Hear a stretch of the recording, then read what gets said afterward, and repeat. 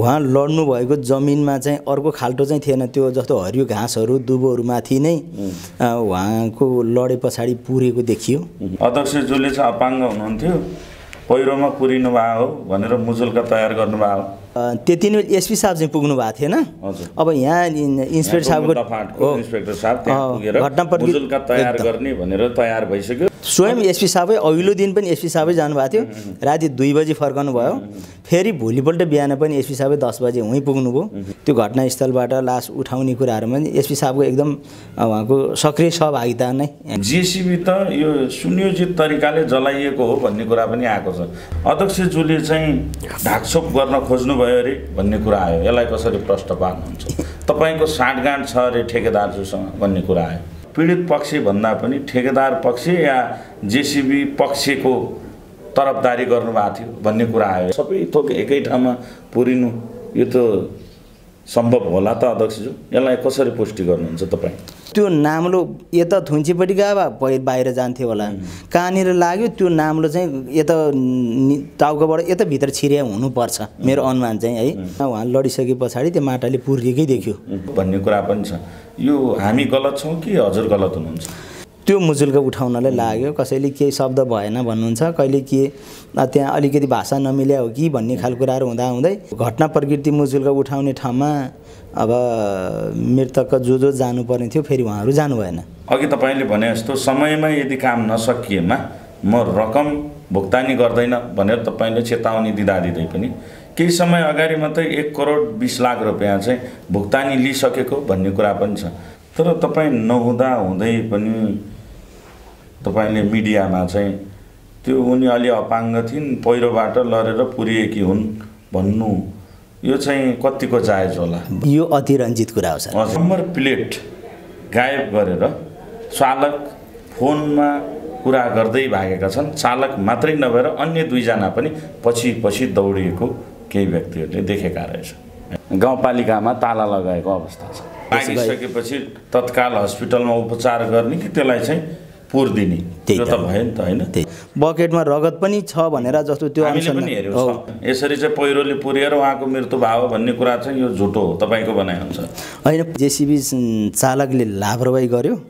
अब त्यहाँ अब हामीले सुनेका उ चाहिँ फोनमा व्यस्त थियो भन्ने कुराहरू पनि आयो। म्याक्सिमम ठेक्का चाहिँ जुन अहिले घटना भयो उहाँलाई नै पर्नुपर्ने, यो चाहिँ अलिकति शंकास्पद भयो भन्ने कुरा आयो। यहाँनिर सिग्नलहरू दिने विभिन्न खालका मापदण्डहरू छन् नि त। रोडहरू निर्माण गर्दा कन्स्ट्रक्सन गर्दा त्यहाँ चाहिँ सुरक्षा विधिहरू अपनाउनु पर्छ। त्यहाँ कहीँ पनि देखेनौँ हामीले। गुरेर गएर कसैलाई लाग्ला, तपाईहरुले मान्छे सबै यहाँ स्ट्यान्ड बाई राख्नुस् है, समस्या होला दुर्घटना होला भनेर मैले पटक पटक भनेकै हो। नमस्ते, म सुनिता थेगिम। तपाईहरु हेर्दै हुनुहुन्छ महाकुलुङ टेलिभिजन। यस च्यानललाई लाइक, कमेन्ट, सब्स्क्राइब अनि शेयर गर्न नभुल्नुहोला। Thank you. विश्वको सर्वोच्च धरातलको आवाज महाकुलुङ अनलाइन टेलिभिजन। नमस्कार, महाकुलुङ टेलिभिजनको पर्दामा यहाँलाई हार्दिक स्वागत छ। म अजय अलङ्कार। दर्शक मानवहरू, यतिखेर हामी धादिङ जिल्लाको त्रिपुरा सुन्दरी गाउँपालिका वडा नम्बर 1 सल्यानटारमा आइपुगेका छौँ, जहाँ गएको 4 दिन अगाडि मात्रै 45 वर्षीय सरस्वती कुमारको दुःखद विभत्स हत्या गरिएको थियो। विशेष गरेर आम सञ्चार माध्यम, आम सामाजिक सञ्जालहरूमा यो केस पछिल्लो समयमा निकै तातिरहेको छ र विशेष गरी यसको सत्य तथ्य के रहेछ, कसरी चाहिँ हत्या गरियो या उहाँको चाहिँ जानमा या अनजानमा गयो भन्ने कुराहरू हामी सत्य तथ्य रिपोर्टिङको लागि स्थलगत हामी आइपुगेका छौँ र विशेष गरेर यहाँका स्थानीयहरू र यहाँका बुद्धिजीवीहरूसँग हामी कुराकानी पनि गर्नेछौँ र विशेष गरेर जुन घटनास्थल हामी प्रत्यक्ष रूपमा यहाँलाई देखाइरहेका छौँ। पछाडि ब्याकग्राउन्डमा यहाँले देख्न सक्नुहुन्छ जुन खाल्डा खनिएको छ, यही ठाउँमा सरस्वती कुमारलाई पुरिएको हो भन्ने कुरा आइसकेको छ। सुरुवातमा एक्सकाभेटरले ठक्कर दियो र घाइते बनाइसके पछाडि घाइते अवस्थाको सरस्वती कुमारलाई जुन ठाउँमा ल्याएर चाहिँ मजाले जुन थुन्चे आफ्नो घाँसको बारी, त्यस पछाडि जुन आफ्नो चप्पलहरू लगायत मजाले चाहिँ सुताएर चाहिँ राखेको भन्ने कुराहरू स्थानीयहरू प्रत्यक्षदर्शीहरूबाट चाहिँ आइरहँदाखेरि के रहेछ त, हामी यसको घटनास्थलमा कस्तो थियो त, खाल्डा कसरी खनिएको थियो, जमिन मुनि छ या के छ भनेर हामी स्थलगत भिजिटमा आउँदाखेरि साँच्चीकै जुन ठाउँमा चाहिँ खाल्डा खनिएको छ एकदमै सुरक्षित तरिकाले, एकदमै चाहिँ सुनियोजित ढङ्गले चाहिँ गरिएको जस्तो अनुमान लगाउन मात्रै पनि सकिन्छ। यो हाम्रो अनुमान रहेको छ, तर यसको सत्य तथ्य के रहेछ सम्बन्धित निकायले सूक्ष्म ढङ्गले अनुसन्धान गरेर पुलिस प्रशासनलाई पनि हामी एकदमै सविनयका साथ अनुरोध गर्न चाहन्छौँ, यस्ता अपराधीहरूलाई लुकाउने, छिपाउने, भगाउने काम कहीँ कसैबाट नहोस्। यदि अपराध गरेकै हो भने विशेष गरेर अपराधी कुनै माइकलाल भए पनि नउम्कियोस्, उम्किन नसकोस्। र विशेष गरेर नेपालमा विधिको शासन छ, कानुन छ, संविधान छ, कानुन अनुरूप कानुनी कठघरामा ल्याएर जो कोहीलाई पनि कारबाही गर्न सकुन्। र अहिलेसम्म विगत 4 दिनदेखि यो घटना अहिलेसम्म सेलाउन पाएको छैन, तर जो इसका भेटर चलाउने चालक भने फरार हुनुहुन्छ।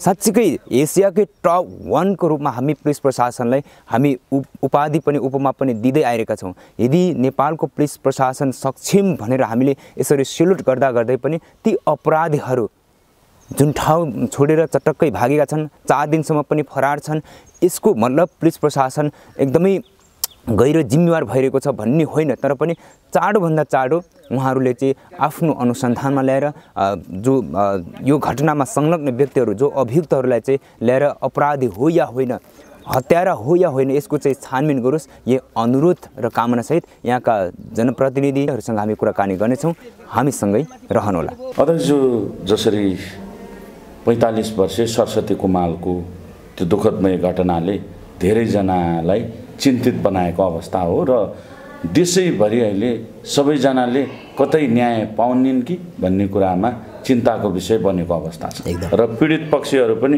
निकै आक्रोशित भएको अवस्था हो। अहिले गाउँपालिकामा ताला लगाएको अवस्था छ हैन।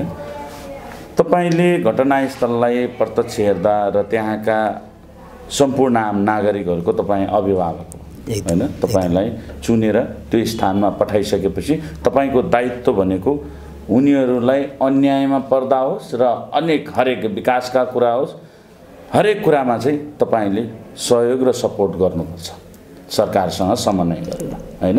भने अहिलेको त्यहाँको अवस्थामा जनता निकै आक्रोशित भएको अवस्था छ, त्यसलाई कसरी हेरिरहनु भएको छ र सरस्वती कुमालको मृत्युलाई कुन रूपमा लिइरहनु भएको छ?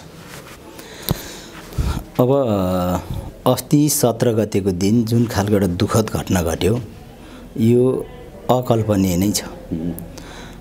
इभन म प्रदेश सरकारको एउटा कार्यक्रममा चितवन थिएँ। मलाई अब यहाँ यस्तो घटना घट्यो भनेर विभिन्न साथीहरूले यहाँ घटना घटिसके पछाडि मलाई जानकारी गराउनु भयो।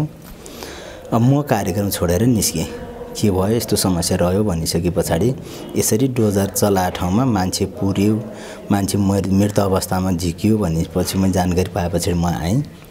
म आइसक्दाखेरि अब डोजरमा जेसिबीमा आगो दन्किरहेको छ। अब जस्तो मृतकको लासको पनि बाहिर अलिकति झिकेर केही अब आंशिक रूपबाट मृत भनेर छोडिसकेको रहेछ। त्यो पछाडि अब सबै अब संवाद आक्रोश हुने नै भयो हैन। दुःखद घटनाप्रति आक्रोश हुने नै भयो। सारा गाउँलेहरू, नागरिकहरू, बसमा यात्रा गर्ने अब अरू त्यहाँबाट यत्र अन्यत्र जानेहरू सबै मान्छे भिड भएर बसिरहनु भएको छ। हामीले अन्तिमसम्म पनि त्यहाँ उहाँहरूलाई अब सम्झायौँ, अब घटनामा विवरण बुझ्न खोज्यौँ। अब घटना वास्तवमै प्रत्यक्ष रूपमा देख्ने मान्छे, अब त्यो पुरिरहेकै बेलामा देख्ने मान्छे अब देख्न सकिएन, भेट्न सकिएन। अनुमानित पछाडि त्यहाँ यसपालि हाम्रो त्यो सल्यानटार मूल सडक कालोपत्रेका लागि हामीले 8 करोडको ठेक्का निकालेका छौँ। त्यो सङ्घीय सरकार हाम्रो साझेदारी कार्यक्रम हो। अब बिट डकुमेन्टको आधारमा हामीले ठेक्का आह्वान गऱ्यौँ। ठेक्कामा अब ठेकेदारहरूले जसले अब कममा राख्नुभयो उहाँहरूले पाउनुभयो, सम्झौता गराएर काम सुरुवात भएको थियो। अनि त्यो अब हामीले बिस्तारै त्यहाँको घटना देखिसके पछाडि अब मेसिनको साउ खोज्न पर्यो। अब घटना घटिसके पछाडि त्यहाँ रहेनछ अपरेटर, अब फेला अहिले आजसम्म पनि परेको छैन, भाग्यो भन्ने कुराहरू भयो। प्रहरीहरूले म यताबाट जाँदा पनि बाटामा जो बाइकमा आए पनि त्यहाँ खोजेर को होस् कहाँ के भनेर सोध्ने कामहरू यता म जाँदै पनि बाटैमै भइरहेको थियो।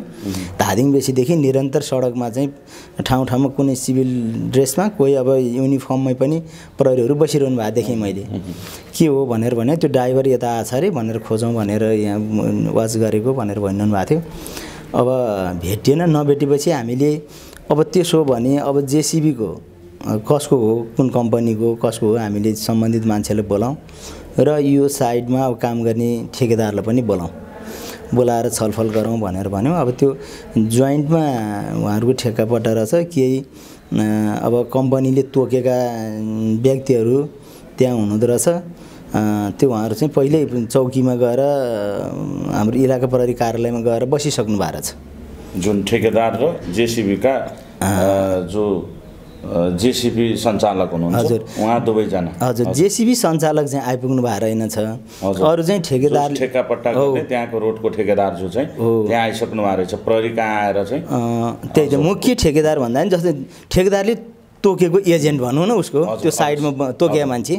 जस्तो त्यहाँको ठेक्कापट्टा भनेको गाउँपालिकाले भर्खरै टेन्डर खोलाएर चाहिँ निकालेको हो। एकदम। कति समय भयो? 1 महिना जति भयो उहाँले सम्झौता गर्नुभयो। उहाँलाई चिन्नुहुन्छ प्रत्यक्ष? यहीँकै स्थानीय हुनुहुन्छ। यहीँको स्थानीय। एउटा लक्ष्मी अब लक्ष्मी महालक्ष्मी कन्स्ट्रक्सनको चाहिँ अब एजेन्ट आउनु भएको छ रहेछ। अर्को चाहिँ हरितारा कन्स्ट्रक्सन भन्ने त स्थानीय नै यहीँ 4 नम्बर वडाकै हुनुहुन्छ। 4 नम्बर हुनुहुन्छ। अनि जेसिबी जो सञ्चालक हुनुहुन्छ उहाँलाई चिन्नुहुन्छ कि चिन्नुहुन्न? चिन्छ। अब अहिले पछि चिन्यौँ हामीले। अब अहिले चिन्नुभयो, पहिला चिन्नु थाहा थिएन। हामी कसको लगायो, ठेकेदारले कसको ल्याउँछ हामीलाई थाहा थिएन। अनि जलाइसके पछाडि त्यो कसको यो हो भनेर सोधिसके पछाडि हाम्रो त्यो पनि अब संयुक्त जोइन्टमा रहेछ, 4-5 जना साथीहरूको रहेछ। त्यहाँ माथि हामीले एकजना विदुर अधिकारी भन्ने भाइको रहेछ अब कम्पनी, र अर्को एकजना पनि अर्को को भाइको छ अरे, संयुक्त छ अरे, उहाँहरूको हो भन्ने कुराहरू भएपछि अनि हामीले उहाँलाई खबर गऱ्यौँ। त बरु तुरुन्त आउनु पऱ्यो भने त्यो जेसिबीवाला भाइ पनि चितवनतिर हुनुहुँदो रहेछ। मेन ठेकेदार पनि काठमाडौँ। अघिल्लो दिनै हामीलाई मैले बिरामी भएर म उता जाँदैछु भन्ने सूचना थियो हामीलाई, यसरी जाँदैछु भने पछाडि अनि भोलिपल्ट हामीले उहाँहरूलाई जो 2 जना मान्छे पहिले सम्पर्कमा आउनुभएको थियो, जेसिबीको एउटा पार्टनर पनि आउनुभएको थियो, तर त्यहाँको माहौल उहाँले त्यति नै बेला त्यहाँ राखेर छलफल गर्ने जस्तो स्थिति थिएन हैन। जो तत्काल जेसिबी सञ्चालक पनि आइरहेको अवस्था छ। तर अब यही कुरा जाउँ हैन अध्यक्ष, त्यहाँ पुगिसकेपछि तपाईँले भिड देख्नुभयो, तपाईँ पनि तत्काल घटना भयो मेरो गाउँपालिकामा भनेपछि तपाईँ तत्काल चितवनबाट पनि आउनुभयो। त्यो समय चाहिँ कति बजे थियो होला? म त्यहाँ आइपुग्दा लगभग 3 बजे थियो होला। दिउँसोको 3 बजे सकेको थियो र जेसिबी जलिरहेको अवस्थामा र त्यहाँ निकै स्थानीय आक्रोशित भएको अवस्थामा तपाईँ त्यहाँ प्रवेश गर्नु। एकदम त्यस्तो थियो। अनि अब पछि अब दमकल पनि पुग्यो यहाँबाट। दमकलले गएर आगो मार्ने कामहरू भयो। अब धेरै मान्छेहरू अब गफ गर्ने यताउता अब यही विषयसँग अब रहेपछि यदि साँच्चै उनीहरू छन् भने राखेर कुराकानी गरौँ त्यसो इलाका प्रहरी कार्यालयमा भनेर भने 2 जना चाहिँ हुनुहुँदो रहेछ। जेसिबीको जो आधिकारिक मान्छे 4-5 जना हुनुहुँदो रहेछ। एकजना साथीलाई बोलाउँ भनेर अनि उहाँ अलि ढिलो आइपुग्नुभयो। आउँदाखेरि त्यहाँ अब सबै स्थानीयहरू त्यो चौकीभित्र हुनुहुन्थ्यो। नारा जुलुस भइरहेको थियो। अब उहाँलाई पसाएर त्यहाँ छलफल गराउन सक्ने अलिकति सहज वातावरण पनि बनेन र बेलुका हामी बस्यौँ त्यहाँबाट। मृतकका पछि बेलुका चाहिँ हामीले जो अब ठेकेदारले तोकेका 2 जना त्यहाँ साइड हेर्ने उहाँहरूको आधिकारिक मान्छे, मृतकका तर्फबाट मृतकका श्रीमान, 3 भाइ छोरा, मृतकको दाजु आफ्नो अब त्यो उनीहरूको मामाहरू भए, अहिले छोराहरूको मामा भए। अनि हामी त्यो पछाडि अब यहाँबाट एसपी साहब, सशस्त्रको डिएसपी साहब पनि जानुभएको थियो। अनि त्यस्तै गरी हामी 2टा वडाका सल्यानटारकै 1 र 2 का वडा अध्यक्षज्यूहरू, उपाध्यक्षज्यू, म लगायत हामी अलि एउटा ठुलै टिम बस्यौँ। के गर्ने, कसरी जाने भन्ने खालको कुराहरू हामीले छलफल गऱ्यौँ। अब बेलुका 12:30 बजे जति भयो। अब रातिको 12:30 बजे राति भयो। अब अनि त्यहाँ के आयो भन्दाखेरि मेन ठेकेदारै बोलाउनु पर्यो, उहाँहरूका प्रतिनिधिले भएन भन्ने कुरा आयो।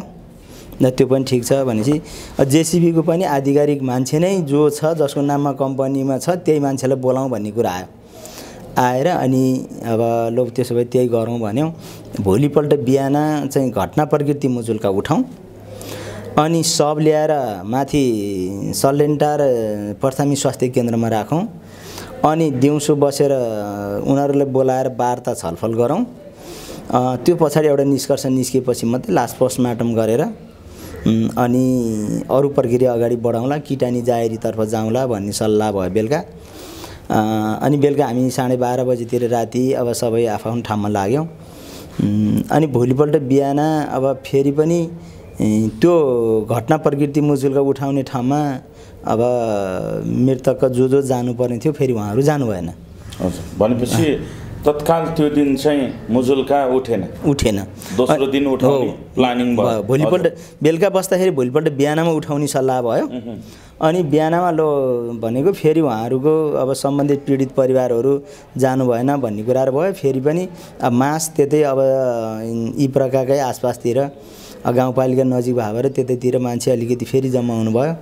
फेरि हामीले पछिल्लो चरणमा बोलाएर उहाँहरूलाई फेरि बोलायौँ र लु के गर्ने ल भन्नुहोस् भनेपछि 10 साढे 10 बजेतिर घटना प्रकृति मुजुल्का चाहिँ उठाउँ भनेर गएर सम्बन्धित ठाउँमा गइयो। अब त्यहाँ पनि समय लाग्यो, धन्नै 3:30 बजेतिरसम्म त्यो मुजुल्का उठाउनलाई लाग्यो। कसैले केही शब्द भएन भन्नुहुन्छ, कहिले के त्यहाँ अलिकति भाषा नमिल्या हो कि भन्ने खालको कुराहरू हुँदै त्यो फेर्दै हामीले झन्डै 3 साढे 3 बज्यो अनि मुजुल्का उठाउनलाई। मुजुल्काको कुरा हुँदै अध्यक्षज्यूलाई मैले अलिकति बिचमा रोक्न चाहेँ। त्यहाँको त्यो सबको अवस्था हेर्दा के देखिन्थ्यो? त्यहाँ चाहिँ उनलाई पुरिएको हो या तपाईँ एउटा जिम्मेवार व्यक्ति हैन, या चाहिँ हादसा भएको, यसलाई प्रश्न गरिदिनुहोस्। अनि यस्तो देखियो जस्तो हामीले भोलिपल्ट त्यहाँ अब घटना प्रकृति मुजुल्का उठाउँदाखेरि अब उहाँ लड्नु भएको जमिनमा चाहिँ अर्को खाल्टो चाहिँ थिएन। त्यो जस्तो हरियो घाँसहरू दुबोहरू माथि नै उहाँको लडे पछाडि पुरेको देखियो। अब अर्को नयाँ खाल्टो होइन, त्यो चाहिँ त्यहाँ उहाँ लडिसके पछाडि त्यो माटाले पुरिएकै देखियो है। त्यहाँ उनलाई माटोले अब त्यहाँ थुन्छे सहितको अब नाम्लो सहितको बोकिरहेको मान्छे त्यसरी अब त्यो अर्को खाल्टो खाने होइन कि त्यो मान्छे लडे पछाडि चाहिँ त्यहाँ अब लडाउन पनि उहाँ आफै लड्नु भएन, त्यो डोजरकै कारणले त्यसको कुनै बकेटले काहीँ हान्यो, मान्छे पल्ट्यो पछाडि चाहिँ अब त्यहाँ माथि माटो पुरेकै देखिन्छ है, देखिन्छ। त्यस कारणले हामीले हेर्दाखेरि चाहिँ जस माटाले अब राम्रैसँग पुरिएकै अवस्था, ढुङ्गाहरू पनि त्यो त डोजरले बकेटले हाले माटो त अब त्यसै हुने भइहाल्यो, त्यस्तो देखिन्छ त्यहाँ चाहिँ। अब हामीले यसै बिचमा अध्यक्षज्यूलाई मैले फेरि पूर्ण रोक्न चाहेँ। प्रहरी तत्काल पुगिसकेको थियो तपाईँ जाँदा? म जाँदा त अब त्यो सबै झिकिसकेको, लास नै अब तानेर झिकिसकेको। प्रहरी यहाँ जिल्लाबाट पनि पुगिसक्नु भएको थियो। धादिङबाट चाहिँ को जानु भएको? अब त्यति नै एसपी साहब चाहिँ पुग्नु भएको थिएन। अब यहाँ इन्सपेक्टर साहबको इन्सपेक्टर साहब त्यहाँ पुगेर मुजुल्का तयार गर्ने भनेर तयार भइसक्यो र दोस्रो दिनको लगभग 3:30 बजेसम्म मुजुल्का तयार गर्दा लाग्यो हैन। स्वयं एसपी साहबै अघिल्लो दिन पनि एसपी साहबै जानुभएको थियो, राति 2 बजे फर्कनु भयो। फेरि भोलिपल्ट बिहान पनि एसपी साहबै 10 बजे उहीँ पुग्नुभयो। अनि अब सशस्त्रको डिएस साहब पनि जानुभएको थियो। सबैलाई राखेर अनि त्यो जस्तो अनि त्यो घटनास्थलबाट लास उठाउने कुराहरूमा एसपी साहबको एकदम उहाँको सक्रिय सहभागिता नै हैन भएर निकै चिन्ताको विषय सँगै एसपी साहबले चाहिँ आफ्नो भूमिका निभाउनु भएको हो भन्ने तपाईँको बुझाइ हो? एकदम। अलिकति जस्तो त्यहाँको अवस्था देख्दा यहाँले भन्नुभयो कि त्यहाँ चाहिँ पुरिएको अवस्थामा हुनुपर्छ र जुन डोजरले चाहिँ हिर्काएरै पुग्या हो भन्नुभयो। त्यो पनि हुन सक्ला नदेखेर चाहिँ लागेको र लागेर लड्लिन् पनि हैन। तर जहाँनेर कन्स्ट्रक्सन भइरहेको छ, काम भइरहेको छ, त्यहाँको दूरी र त्यहाँको दूरी हैन, त्यो हेर्दा र माथिको अवस्था र तलको अवस्था हेर्दा फरक देख्छौँ हामीले एकदम प्रष्ट हेर्दा हैन। र अर्को कुरा, उनले बोकेको डोकोको घाँसको वेट हैन अनुमान गरौँ हजुर, र उनी लगभग 60-50 देखि माथि नै र 65 या 60 को बिचमा हुनुपर्छ उहाँको वेट, जुन सरस्वती कुमालको वेट हैन।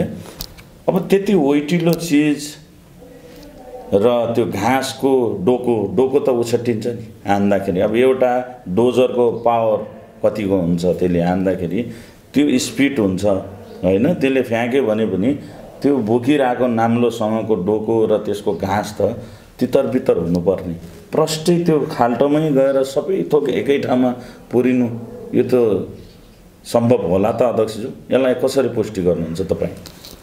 अब यस्तो रह्यो अब हामीले सबै अनुमानै गर्ने कुरो भयो है अब अनुमानकै कुरा गर्दाखेरि मैले तपाईँलाई प्रष्ट गराएँ र हाम्रो नाङ्गो आँखा र लाटोले पनि प्रष्ट बुझ्न सक्ने कुरा यति यो परिभाषामा बुझाउँदाखेरि होइन तपाईँले पनि बुझ्दाखेरि के साँच्चीकै घाँस हो घाँस त उड्छ स्पिड डोजरको त्यो कन्स्ट्रक्सन गरिरहेको त्यो स्पिड जसरी चाहिँ उसले चाहिँ त्यो माटो फ्याँकिराखेका हुन्छ या ढुङ्गा फ्याँकिराखेका हुन्छ त्यसरी एउटा 60-65 केजीको महिलालाई लाग्दा उनलाई चाहिँ कहाँ फ्याँक्न सक्छ होइन अर्को कुरा र त्यो डोको कहाँ पुग्न सक्छ ती कुराहरू त हुन्छन् तर त्यो एउटै खाल्टोमा सबै कुरा मिल्नु त त्यो अलिकति नसुहाउँदो कुरो भयो यसलाई कसरी पुष्टि गर्नुहुन्छ अब त्यो चाहिँ अब जस्तो मैले अब सुनेअनुसार म पुग्दा त त्यो अब झिकिसके भएर मैले त्यति धेरै छर्लङ्गै त मैले भन्न सकिनँ होइन भन्न सक्नु भएन तर हामीले गर्ने कुरा तत्काल तपाईँले सबै कुरा निकाल्दाखेरि नदेखे तापनि अरूका भनाइ भन्दा पनि तपाईँ जतिको व्यक्तिले त्यसलाई प्रष्ट आफ्नो तरिकाले पनि अनुसन्धान गर्नुपर्ने कुरा हो र हामीले स्थलगत रिपोर्टिङ गऱ्यौँ त्यहाँको विभिन्न कुरालाई विश्लेषण गऱ्यौँ र त्यहाँका अनुमानित कुराहरू भन्दा पनि यथार्थको कुरा के हो भन्ने विषयलाई जाँदाखेरि चाहिँ प्रष्ट ती कुराहरू देख्यौँ यस्तो हुन सक्ला सर अनुमानित नै हो अब होइन उताबाट अब जो मृतक महिला उताबाट आउनुभयो त्यो जेसीबी चालकले लापरवाही गर्यो अब त्यहाँ अब हामीले सुनेका ऊ चाहिँ फोनमा व्यस्त थियो भन्ने कुराहरू पनि आयो अब हो होइन अब थाहा छैन अरू बेलामा उसको आदत हेर्दाखेरि अति समय ऊ चाहिँ फोनमै व्यस्त रहिरहने फोनमा अब काम पनि गर्ने फोनबाट गर्दै कहिलेकाहीँ उसको सेन्स अन्त डाइभर्ट भएको कारणले पनि जो मान्छे जति केयर हुनुपर्ने थियो उताबाट आउँदाखेरि नै उसले त्यो पछाडिको बकेटले त्यो मान्छेलाई अब लाग्यो मेरो अनुमान है लागेको हामी पनि मान्छौँ सबैजनाको लाग्यो यो लागेको हुनुपर्छ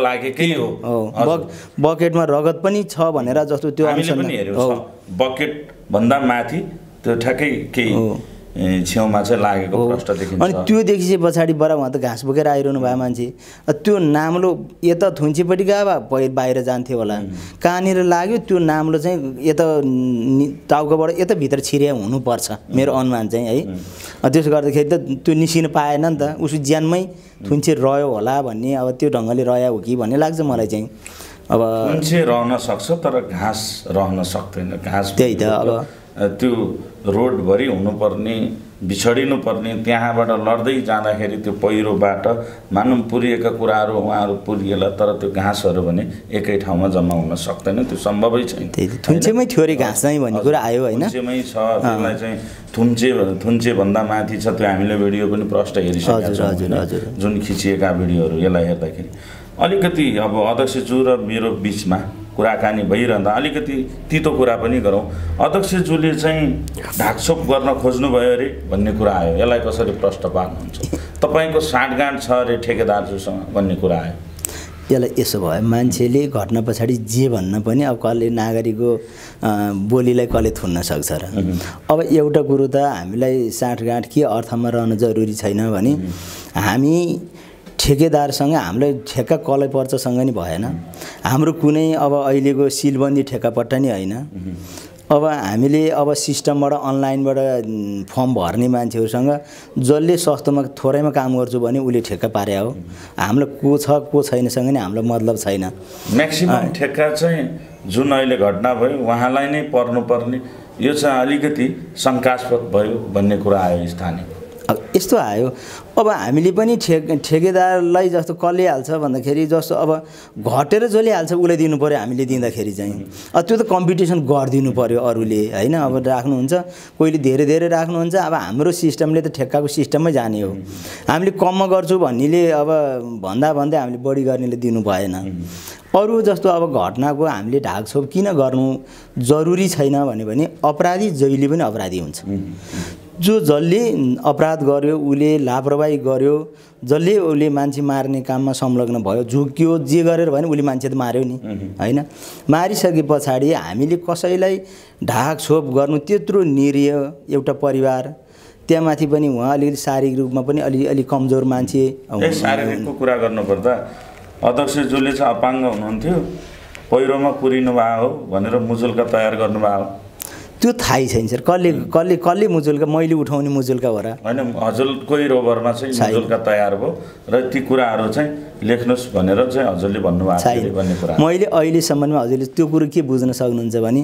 मुद्दाको इन्सपेक्टर साहब यहीँ हुनुहुन्छ एसपी साहब स्वयं जानुभएको छ अनि मलाई किन भन्दाखेरि मभन्दा अरू देख्ने पहिला हुनुहुन्छ नि त मभन्दा पहिला देख्ने एउटा कुरा भयो तर त्यहाँको जनप्रतिनिधि तपाईँ अभिभावक एकदम वडा तपाईँ पालिका अध्यक्षज्यू लगायत वडा अध्यक्षज्यूलाई त प्रहरीले राखेरै काम गर्छ नि त एकदम भोलि दायाँ बायाँ हुँदा त तपाईँहरूलाई पनि जवाब दिनुपर्छ प्रहरीले त्यसै कारणले प्रहरीलाई समस्या नहोस् भनेर तपाईँलाई राखेर त्यो डिक्लेयर गर्नुहुन्छ मुचुल्कामा कुरामा चाहिँ तपाईँको अलिकति फरक धारणा थियो र पीडित पक्ष भन्दा पनि ठेकेदार पक्ष या जेसीबी पक्षको तरफदारी गर्नुभएको थियो भन्ने कुरा आयो यसलाई कसरी पुष्टि गर्नुहुन्छ छैन सर सुन्नु न तारिफ के अर्थमा हामीले गर्न जरुरी छैन भने उहाँहरूले जुन खालको आफ्नो क्षेत्रमा काम गर्नु मेसिनवालाले आफ्नो सजगता आफैले अपनाउनु पर्यो किन भन्दाखेरि त्यसको आजको जोखिम को हुने भयो त भन्दाखेरि कसैले किन भयो होला भनेर भएन आज नोक्सान उसैले भयो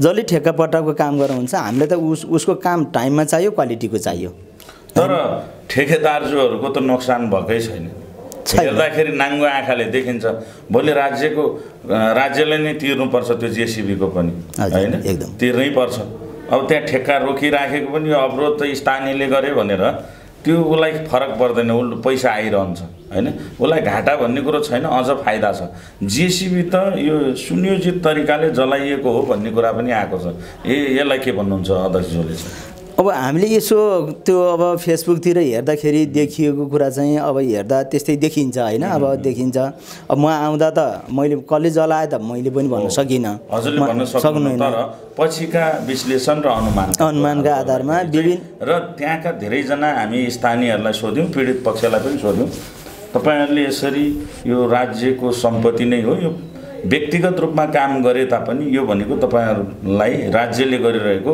एउटा सहयोग हो होइन भनेर हामीले भन्यौँ यो किन जलाउनु हो भोलि तपाईँकै करबाट तिरिन्छ यो हामीलाई नै कता न कता घुमेर घाटा हामीलाई नै भइराखेको छ हामीले यो बुझ्न जरुरी छ भन्दा उहाँहरूले भन्नुभयो होइन हामी त पीडामा थियौँ त्यो समयमा हाम्रो आफ्नो आफन्त बितिरहेको थियो हामी त्यो पीडामा थियौँ हामीले जेसीबी जलाउने कुरा थिएन जेसीबी जलाउने पेट्रोल कहाँबाट आयो कसले चाहिँ त्यति धेरै पेट्रोलियम पदार्थ ल्याएर चाहिँ त्यहाँ जलायो भन्ने कुरा आछ अब त्यो केही थाहा पाउनु भयो अहिलेसम्म के कस्तो अनुसन्धान भइरहेको छ तपाईँहरूको तर्फबाट पनि र प्रहरीले पनि अहिलेसम्म के कस्तो गरिरहेको छ तपाईँ त बारम्बार समन्वय गरिरहनु भएको छ के भन्नुहुन्छ अब हामी त्यसमा के छौँ भने प्रहरी प्रशासनकै उपस्थितिमा जस्तो होला उहाँ थोरै हुनुहुन्थ्यो होला मास धेरै हुनुहुन्थ्यो होला किन भन्दाखेरि प्रहरी मार्फत पनि त्यो सबै भिजुअलहरू अब प्राप्त गरिसकिएको कसले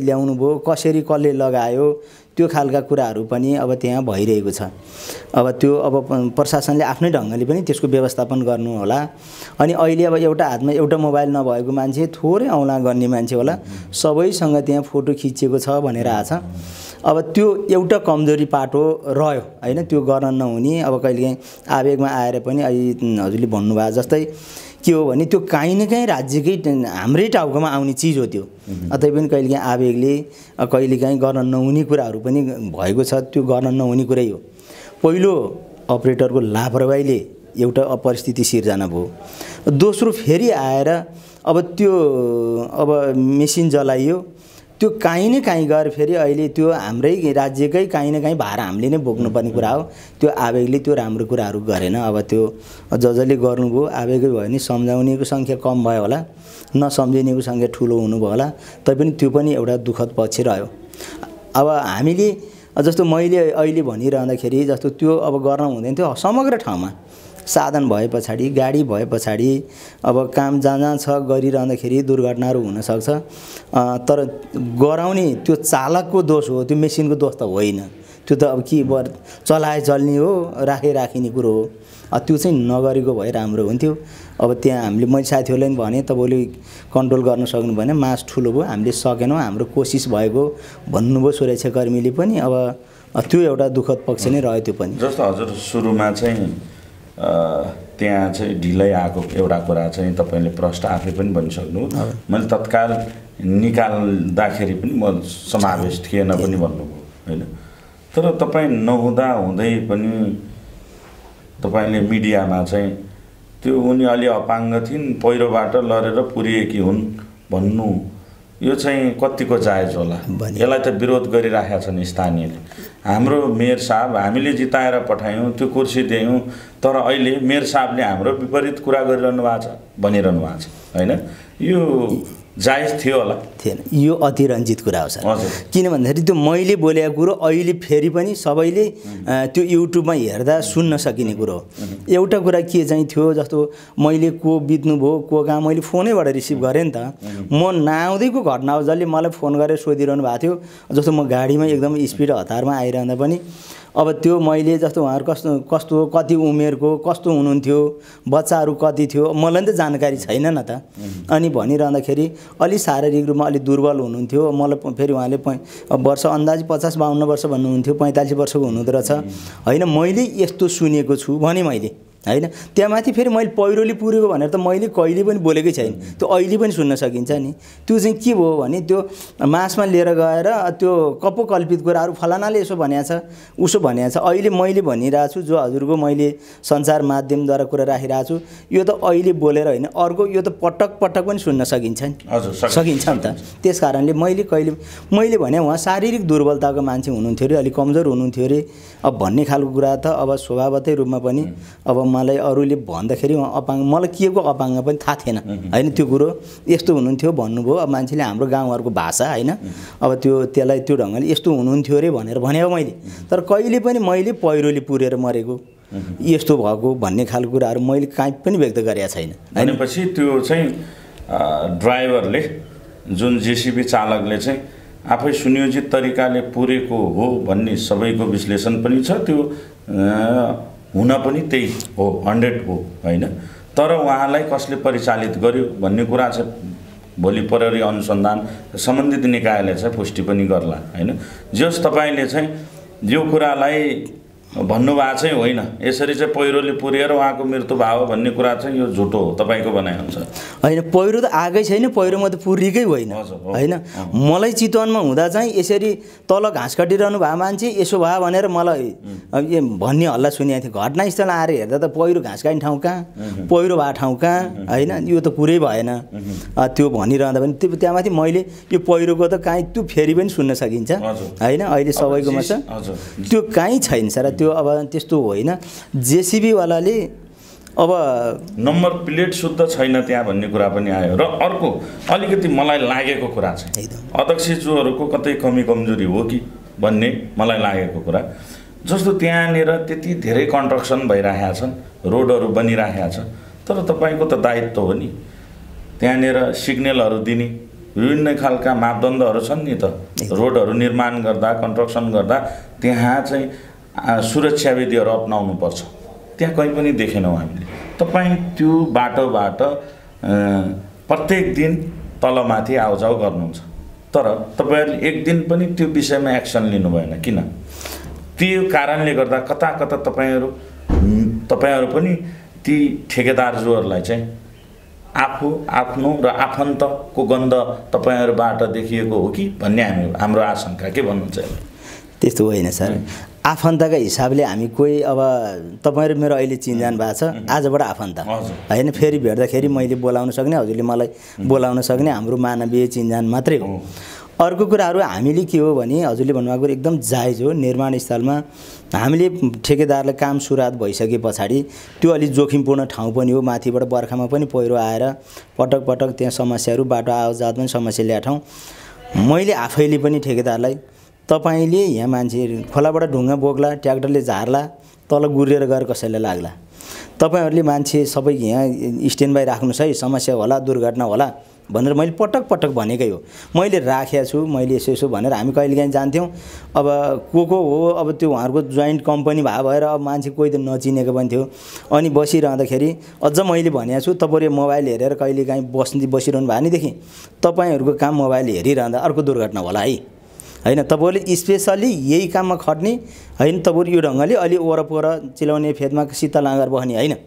भनेर मैले जो बस्नु हुनेलाई पनि मैले पटक पटक भनेकै हो। मैले 2 दिन अगाडि पनि हामीले त्यहाँ आएर तपाईँहरूको खै मान्छे भनेर भन्दाखेरि उहाँ छ भनेर अरू आउनुभयो।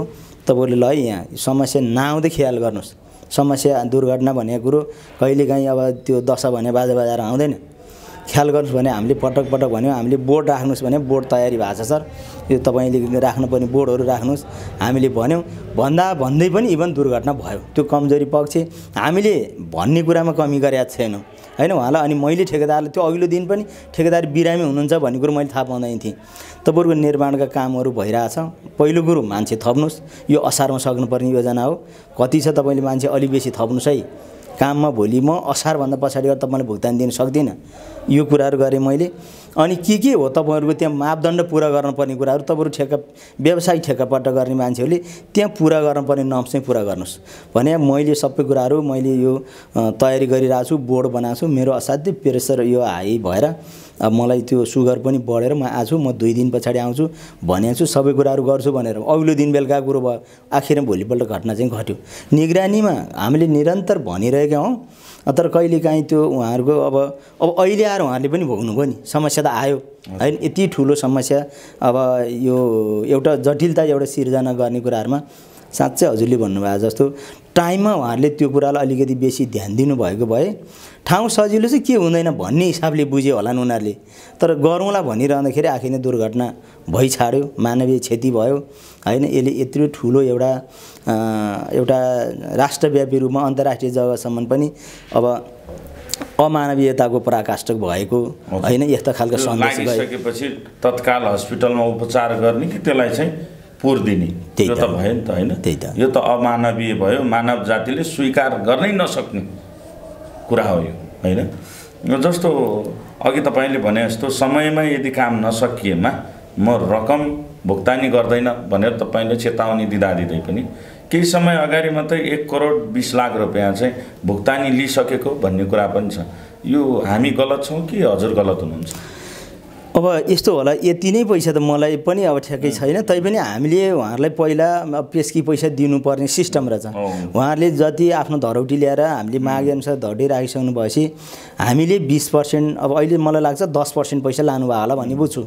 10%मा चाहिँ अब कामको सुरुवातको चरणमा त्यो पहिले हामीले पेस्की दिनुपर्ने त्यो प्रावधान रहेछ। त्यो कानुनअनुसार दिने भनेको थिएँ। मलाई चाहिँ तपाईँलाई दिन 20%सम्म पाउँछ अरे। अब मैले चाहिँ अहिले कामको सुरुवातको अवस्थामा 10% पैसा दिनुहोस् भन्दाखेरि उहाँहरूले अब अहिले राख्नुभएको ठेक्का 6 करोड सवा 6 करोड जस्तोमा राख्नु भएको छ। त्यसको 10% भन्दाखेरि त्यस्तो होइन होला, 50-60 लाख रुपियाँ कति होला मलाई ठ्याक्कै चाहिँ त्यो किन लेखासँग जोडिने कुरो भएर त्यो म चाहिँ नीतिगत कुरालाई मात्रै भन्छु मैले। त्यति चाहिँ उहाँले लैजानु कति पैसा जस पेस्की लैजानु भएको छ। कति समय अगाडि लानुभएको छ? त्यही हो, सम्झौता उहाँले 1 महिना लगभग अगाडि गर्नुभयो। सम्झौता भइसके पछाडि चाहिँ उहाँहरूले अब कति हो नियमले पाउने पैसा लैजानु भएको छ। समय अगाडि नै लग्नु भएको छ। हजुर एकदम। र घटना अहिले तत्काल घट्यो हैन। नम्बर प्लेट गायब गरेर चालक फोनमा कुरा गर्दै भागेका छन्। चालक मात्रै नभएर अन्य 2 जना पनि पछि दौडिएको केही व्यक्तिहरूले देखेका रहेछ हैन। भने यहाँ खोजी मात्र चालक भनिराखेको छ। 2 जनाहरू को थिए र फोनमा कोसँग संवाद हुनु पर्छ या के कस्तो छ यहाँहरूले चाहिँ यहाँहरूको बुझाइमा के छ? अब त्यहाँ पनि कुरा आयो, हामीले को त 2 जना मान्छे भनेर हामीले खोज्यौँ। जस्तो ऊ दौडेर गएको यता त्यो पारिपट्टि हाम्रो नीलकण्ठ नगरपालिकाको 10 नम्बर वडा भएर यता गएको भन्ने कुराहरू यता गएछ भनेर अरूहरूले पनि भन्नुभयो। अनि 2 जना मान्छे त्यहाँ गइरहेछ भनेर हामीले सोध्यौँ। पछाडि त्यो कामदार जो त्यहाँ अब अहिले साइड हेर्न बस्नुभएको ठेक्काका जिम्मेवारी साथीहरूले सोद्धाखेरि ऊ भाग्यो भनेर हामी 2 जना गयौँ। त्यो एउटा जस्तो बिचमा एउटा पानी छ, हजुरले पनि देख्नुभयो, भकारे भन्ने ठाउँसम्म पुग्दाखेरि उताबाट प्रहरीहरू आइरहनु भएको रहेछ। अनि हामीले सोध्यौँ तपाईँहरू को हो भनेर ओह्राल्नु भनेर भन्यौँ। हामी 2 जना चाहिँ यो यसरी खोज्न मान्छे हौँ भनेर हामी फेरि उहाँहरूसँगै फर्क्यौँ भनेर भन्नुभयो। अब त्यो अरू पनि अब कोही भए अब नदेखेको कुरो, अब यो कुरो चाहिँ अहिले हजुरले भन्नुभएपछि मात्रै थाहा भयो। अनि अब जस्तो हामी नै मनिहाट बिचबाट जाँदा पनि प्रहरीहरू बसिरहनु भएको थियो। अब रोडै त किन आउँथ्यो र त्यत्रो दुर्घटना घटाउनेले हैन। तत्कालको कुरा त्यतिखेर त हल्लै थिएन। जुन मृतकको आफ्नै जेठानी त्यहाँ गएर चाहिँ यो हल्ला गरिसकेपछि खासखुस चलिरहेको थियो र तत्कालै 2 जना चाहिँ फोनमा दौडिँदै गरेको मैले देखेँ। र मैले सोधेँ यी भाइहरू कहाँ गएको भन्दाखेरि यो चालकलाई जेसीबी चालकलाई लिन गएका हुन् भनेर भन्ने कुरा हो रे।